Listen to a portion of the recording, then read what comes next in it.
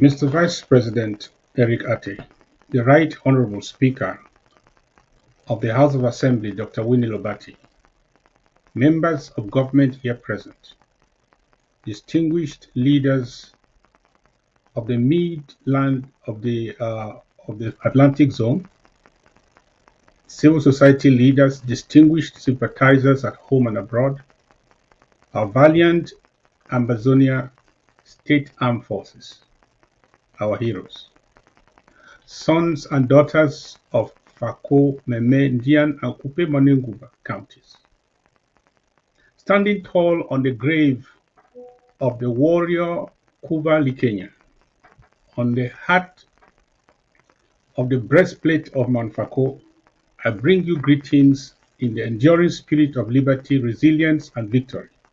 Welcome to Mama Ambazonia Federal Draft Phase 3. This year is more than a gathering. It is another declaration that we are making here today. A declaration that Ambazonia lives and that the people of the Atlantic Zone have joined the rest of Ambazonia to remain unshaken, unbowed, and uncompromising in the march towards the full independence of our homeland. There is a generation that saw and suffered the injustice but did little or nothing to stop it. There's also our generation that decided to fight and correct the wrongs. This is our destiny, and we accept it. We are not here to fight for some Ambazonians. We are here to fight for all, including those who are not fighting with us, including those who are fighting against us. Amazonia belongs to all of us. It is left to history to justify or not our actions, our roles, and our sides, the sides we chose during our liberation journey. Let me reiterate what I said in my audio announcement on the TPS. This achievement for our people underscores our government's strategy in quiet, targeted diplomacy. We approached the matter technically, reached out to the offices concerned, used the leverage of influential legislators, and contributed to the pressure on the executive branch to make exceptions for our people. The administration was, however, minded to curb corruption within the program, because many La Republic citizens tried to rig the system. So what is happening today appears to be a common sense solution. It is not a blanket extension. Some Ambazonian comrades under the temporary protective status have now received they are now receiving positive responses towards their TPS extension requests. And without a blanket extension, this means Those concerned have to approach Homeland Security individually and make their case for extension. That is how the system will be able to weed out imposters and freeloaders. This outcome is an example of getting things done without cameras. This is not a victory for me or for us. It is Ambazonia that wins when efforts pay off, and it is Ambazonia that loses when we fail. But let me assure you that under the present arrangement, some people who did not deserve the TPS will not get their new extension. I want to assure all true Ambazonian patriots that we have your back anytime you need us to support your application. And we do so without a fee, and only for those we recognize. We are not immigration merchants. If you are under TPS, therefore, do not delay. Contact your lawyer, submit your renewal application to the Homeland Security, and attach the letter from the U.S. lawmakers pleading our case for extension. A pilot once told his passenger, "I don't care how much you insult me, I will still fly this plane and land it for both of us." That is how a government should think. Molas, Batata na Bahia, Sango na Nyango. Let me now turn to you, the sons and daughters of the Atlantic Zone. You are tested pillars of this revolution. You have withstood betrayal. We have withstood threats and manipulations from home and from the diaspora. I'm so proud of you here today.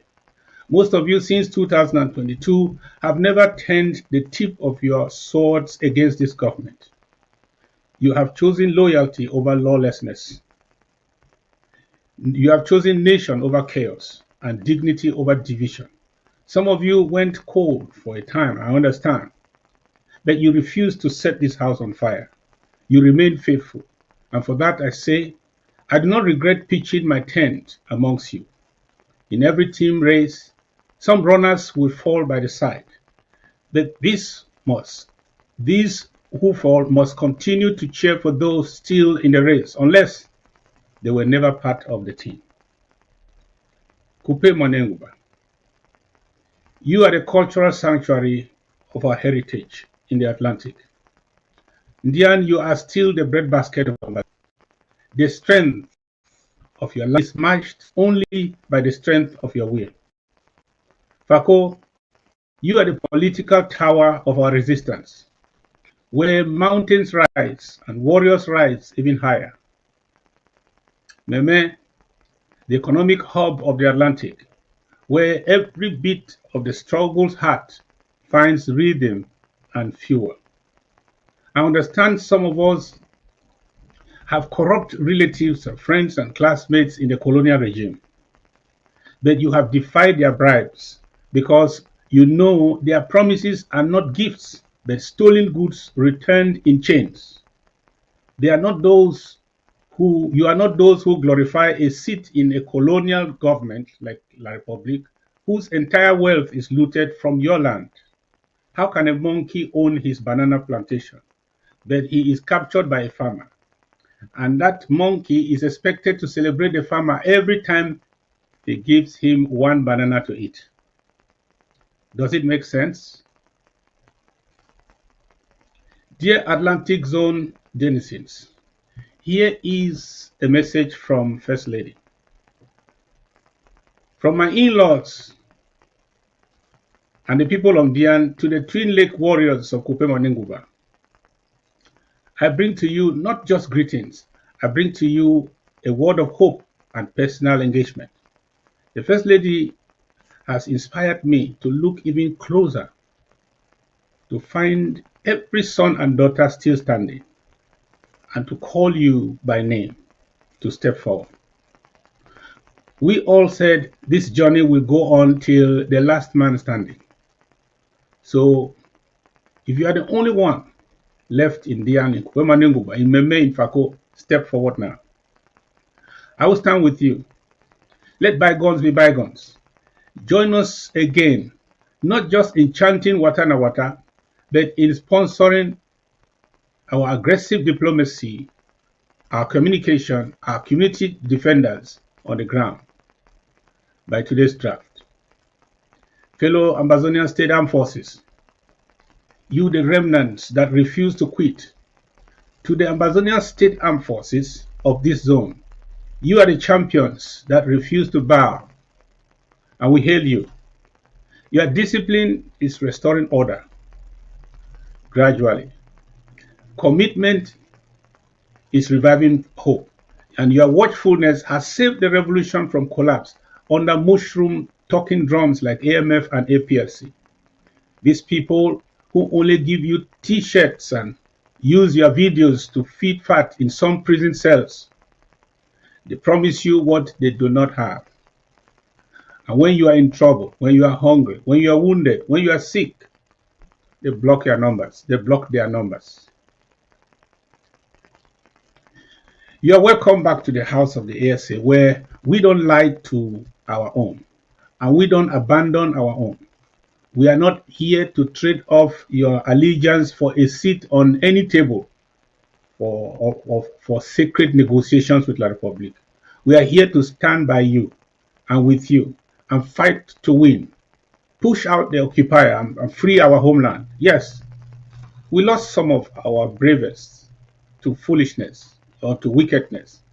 But because of you, we did not lose the revolution.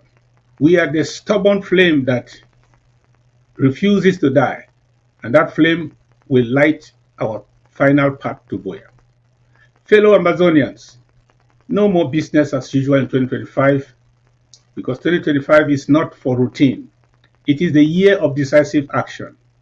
From the twin lakes of Kupe Muanenguba to the deep oil beds of Ndian, from the proud shores of Fako to the resilient stronghold of Meme, we must stop, we must resist, and we must dismantle every anti-revolutionary activity in this zone this year.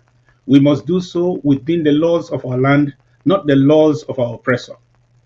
We count on your leadership on the ground. Let those who sit in the fences know this revolution is moving, with or without spectators. La République du Cameroon must not have the liberty to impose their will on us and call that a solution to the conflict. All Ambazonians are militants now. We must rise to protect ourselves from and stop collaborating with invaders. All political parties of La République du Cameroon on our soil, all political activities are deliberate provocations. Politics in the middle of a raging war is a war strategy. Those who execute war strategies on our land instead are our enemies. Dear financial warriors, you are the real ASAs without uniforms. Thank you for your sacrifices for Ambazonia. But to those who have more than one reason not to give today, let me speak to you directly. Yes, you may have excuses. Yes, things are tight. Yes, you may not agree with every strategy. Yes, you are not happy. But if you want freedom, if you want dignity restored, if you still want to see a free Ambazonia, if you want your children or grandchildren to have an Ambazonian homeland, there can be no excuse not to give. If you have 1,000 reasons not to give, find just one reason to do it, your country. Please let us give like our freedom depends on it, because yes, it does. The federal draft for this year, as usual, is at least $1,000 per person. This is not a tax. It is a test of our resolve and commitment. To those who have already redeemed their draft, we salute you. To those who haven't, this is yet another opportunity. For those who want to give the extra face or the extra dollar, please put it in my basket here today. I'm dedicating that basket and First Lady for the victims of the fire in Boya. Our freedom will not be won by observers and critics. It shall be won by sacrificers, by those who understand that the finish line is not behind us, it is ahead, and it is close, it is costly. We will not cross the line with hashtags or nostalgia, not the 2019 efforts nor the 2021 tears. Only what we do now will count. My countrymen and women, here is my final word to all of us, my valiant people of Fako, Ndian Kupe Muanenguba, and the rest of Amazonia. You are the turning tide. Let us rise with fire, give with conviction, speak with thunder, act with precision, and love our country with a passion. Let our history record that the final march of Amazonian freedom was not just reignited this day, it was probably completed from your sacrifice. We shall overcome, not someday, but very soon. God bless the sons and daughters of the Atlantic Zone, and God bless the Federal Republic of Amazonia, our beautiful country. Thank you for standing out.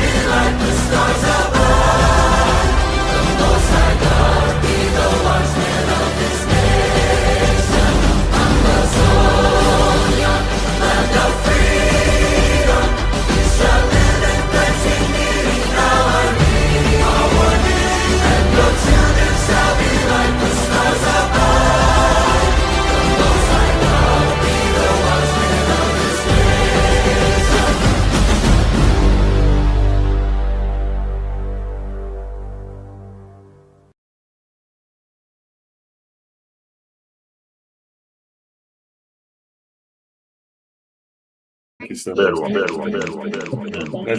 you, Mr. President. Well said. Thank you. Thank you. Thank you, Kasanakwe. Thank you.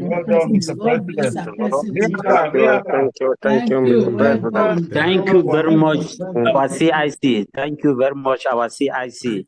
Thank you so much. We thank our CIC. Thank you, CIC. Thank you. You be Thank our highly welcome. CIC. Thank you. Thank you, sir. The bless of the ancestors. Thank you. Thank you so much. We thank our CIC for not failing us. He has never failed us. Number one has never failed us. Many have failed him. Many have failed Amazonia. His close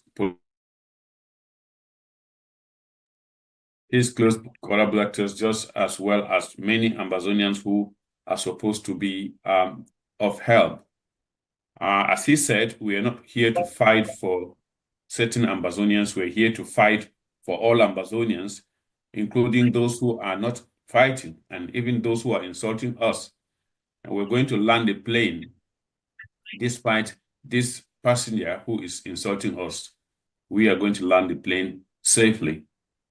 The TPS is not... Restoration forces, the Amazonian State Army is determined to reclaim their dignity and territory. For Ndian County, we see the oil-rich engine of resistance. Ndian County, blessed with vast crude oil reserves and deep forest canopies, has been both economically strategic and militarily pivotal. its remoteness, complex waterways, and thick vegetations have allowed resistance groups to establish durable bases, from Ekondo Titi to Bundemba. Beyond its tactical advantage, we see that Ndian has suffered environmental exploitation and infrastructural neglect under successive regimes. Communities like Isangele, Bamuso, and Dikome Balwe have resisted militarized plundering, positioning themselves as defenders not just of land, but of Amazonian sovereignty. For Kupe Muanenguba County, it is the ancestral wall. Kupe Muanenguba stands as the ancestral wall of the Atlantic Zone, an intersection of spirituality, tradition, and defiance. Its twin mountains and sacred groves have been both physical and symbolic shields in the resistance. Bangem, Tombel, and Nguti have seen fierce clashes and unspeakable devastation, yet their people remain rooted in tradition and resilience. The county's strong traditional authorities and custodianship of indigenous knowledge make it a pillar of cultural endurance in the liberation narrative.